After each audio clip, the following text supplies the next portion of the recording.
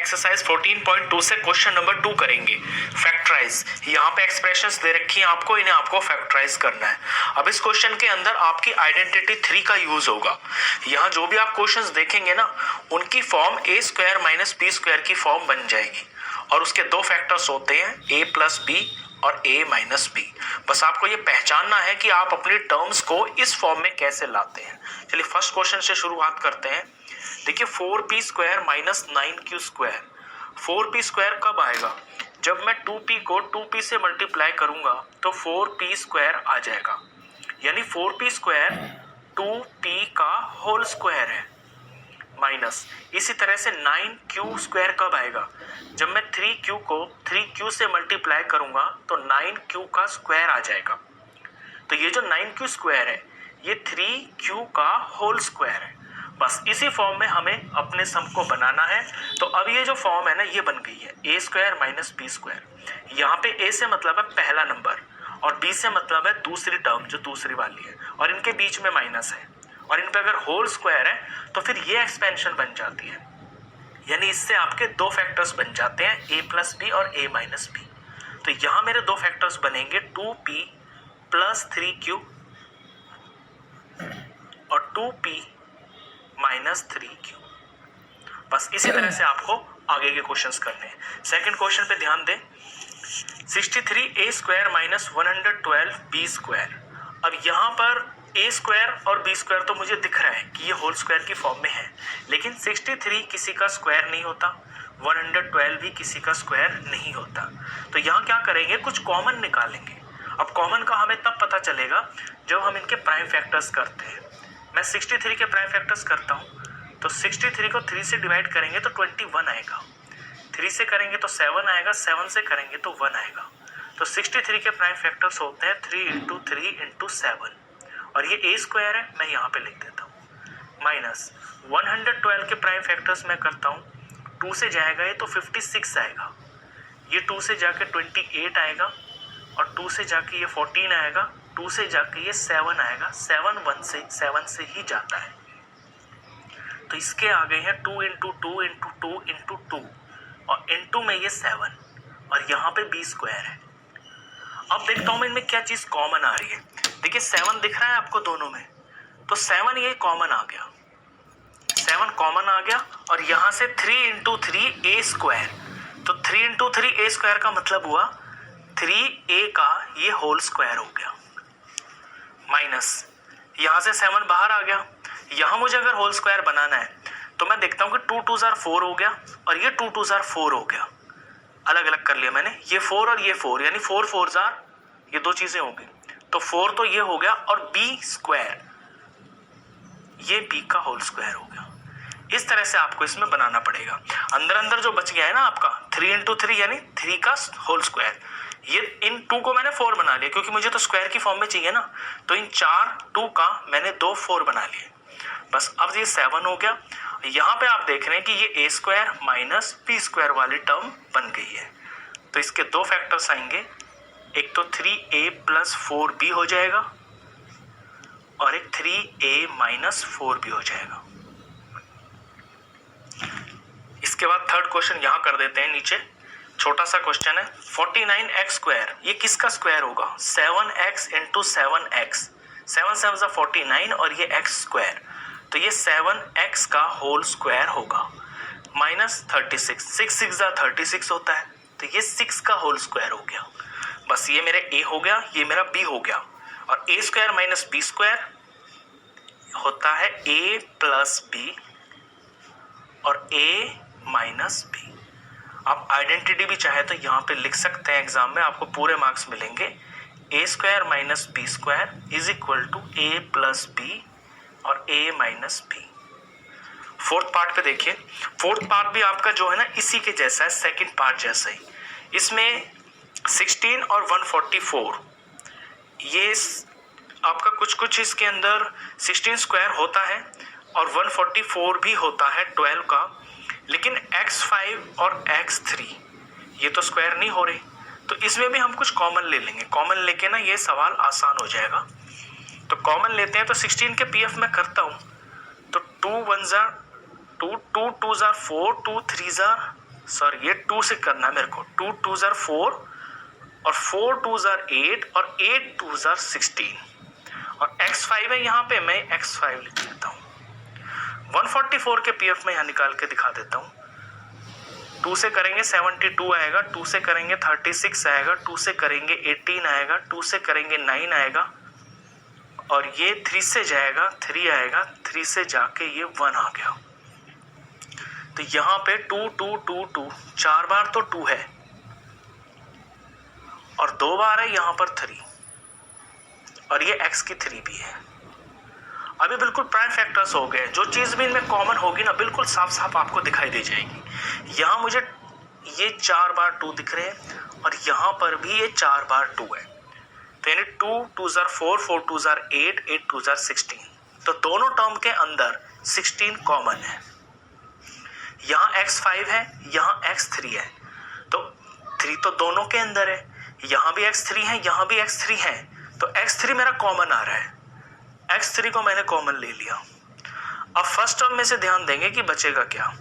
देखिए सारे के सारे जो नंबर है वो तो बाहर आ गए, x5 है, यहाँ x3 आ गए, तो सिर्फ यहाँ पे x2 बच गया, ये माइनस का माइनस, और इधर x3 थे, x3 ही बाहर आ गए और ये वाले सारे 2 बाहर आ गए, तो सिर्फ ये 3 और 3 बच गया, 3 × 3 यानी कि 3 का स्क्वायर। बस बाहर की चीज से अब आपको मतलब नहीं है, ये सिर्फ कॉपी होती रहेगी क्योंकि जो फॉर्मूला है वो आपका यहाँ पे लग रहा है, x² - 3 का स्क्वायर। तो ये जब एक्सपेंशन होगी तो x + 3 और x - 3 ये इसके फैक्टर्स हो गए। फिर इसके बाद क्वेश्चन नंबर 5th पार्ट करते हैं। 5th पार्ट के अंदर आपको ब्रैकेट के अंदर 2 टर्म्स दे रखी हैं, लेकिन है ये इसी फॉर्म का, जो फॉर्म है इसकी वो यही है, a² - b² की ही शक्ल का दिख रहा होगा आपको ये, और इसके ये 2 फैक्टर्स बनते हैं a + b और a - b। तो यहाँ हमारे लिए जो a है ना वो ये पूरा का पूरा है और जो b है वो ये पूरा है, यानी l + m a है, l - m b है। तो इनको हमें एक फैक्टर के अंदर तो प्लस करना है, एक फैक्टर के अंदर माइनस करना है। तो पहले हम प्लस कर लेते हैं। तो ये लिया मैंने l + m, मुझे प्लस करना है इसके साथ ये वाला फैक्टर, तो ब्रैकेट में लिखूंगा मैं। ब्रैकेट में लिखने का जो पर्पस है वो ये है ताकि साइन में गलती ना हो। पहले तो मैं जस्ट लिख के ही दिखाऊंगा। अब दूसरे ब्रैकेट के अंदर l + m माइनस और ये वाली b की वैल्यू l - m। अब इसे सिंप्लीफाई करेंगे, ब्रैकेट से बाहर निकालते हैं, l + m, ये प्लस है ना, प्लस l + l ही हो गया और प्लस और माइनस मिलके माइनस हो गया और ये m का m।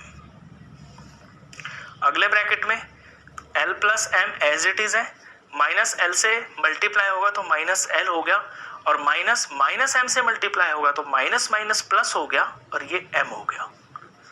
और यहाँ पे -m और +m ये आपस में कट गए, तो इस ब्रैकेट के अंदर l + l आ गया यानी कि 2l आ गया।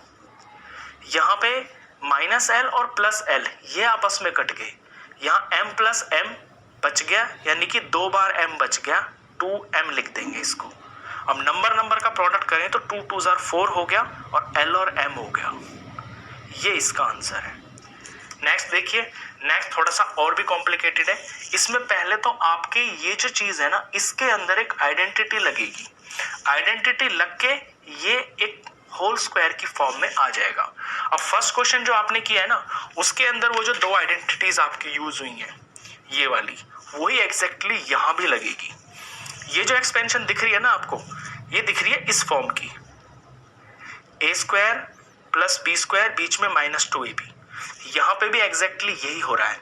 a और b जो है ना यहाँ पे वो है आपका x और y, तो x - y का होल स्क्वायर है ये वाली चीज, और माइनस ये z तो है ही होल स्क्वायर की फॉर्म में। बस अब इसकी जो फॉर्म है वो ये बन गई है, यहाँ a आपका पूरा का पूरा x - y है और b आपका है z। तो एक बार इनको प्लस कर देंगे एक ब्रैकेट में, एक बार माइनस कर देंगे। तो पहले मैं प्लस करता हूं, x - y में मुझे प्लस करना है ये z, और दूसरे ब्रैकेट में x - y में मुझे माइनस करना है ये z। बस ये इसके 2 फैक्टर्स हो गए। तो ये दो क्वेश्चंस थोड़े से अलग हैं, आपको ध्यान भी देना होगा क्योंकि कहीं पे भी कोई भी चीज यूज हो सकती है, जितनी भी आपकी आइडेंटिटीज हैं। आपको फॉर्म बनानी है क्वेश्चन की तो उसकी प्रैक्टिस आपको करनी पड़ेगी।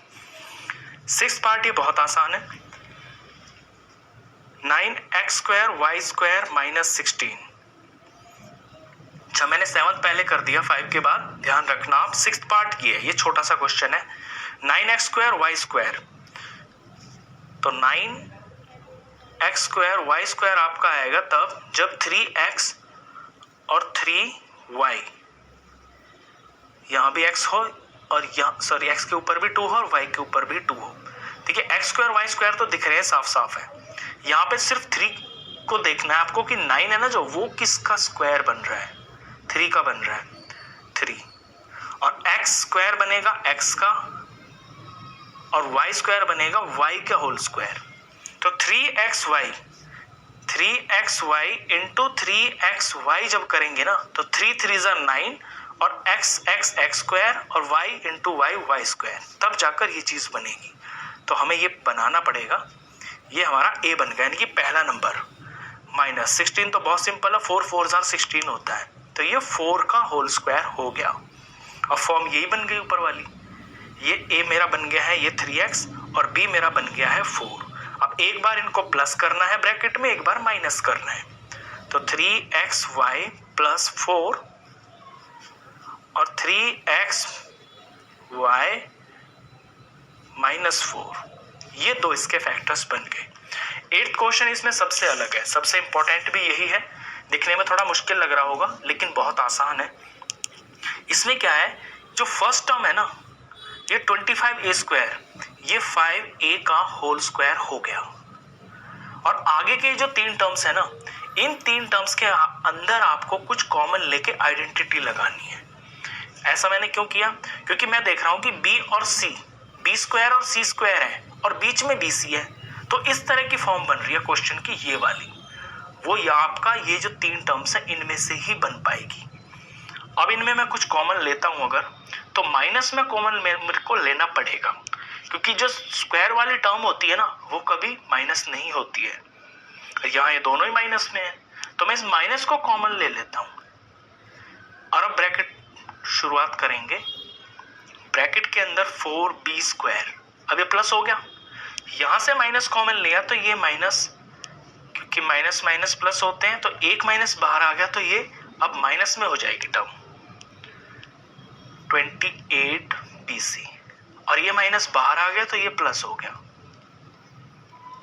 ऐसा करने से क्या हुआ कि जो स्क्वायर वाली टर्म्स है ना वो पॉजिटिव होगी और बीच वाली टर्म नेगेटिव होगी। बीच वाली टर्म आपकी नेगेटिव हो सकती है, स्क्वायर वाली टर्म्स कभी भी नेगेटिव नहीं होनी चाहिए।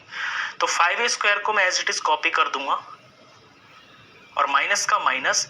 अब इसमें मुझे ध्यान लगाना है, मैंने फर्स्ट क्वेश्चन किया था ना उसमें ये वाली जो 2 आइडेंटिटीज है इनका यूज किया था, एग्जैक्टली वही यहाँ पे भी होगा। अब वही सारा काम होगा यहाँ पे भी।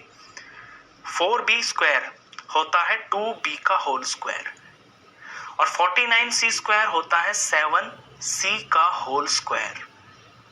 और बीच में मुझे करना होता है, माइनस है ना तो माइनस लिखूंगा, 2 का 2, और a और b बस यहाँ पे पुट करने होते हैं। a मेरा 2b है और b है मेरा 7c। तो ये a² plus b² minus 2ab की फॉर्म बन गई। और ये जो फॉर्म होती है ये सिंपली होती है a माइनस b का होल स्क्वायर। तो 5a² में एज इट इज कॉपी कर रहा हूं यहाँ पे, माइनस। अब इतने सारे को, इस सारे को मैं लिख सकता हूं a minus b whole square की फॉर्म में।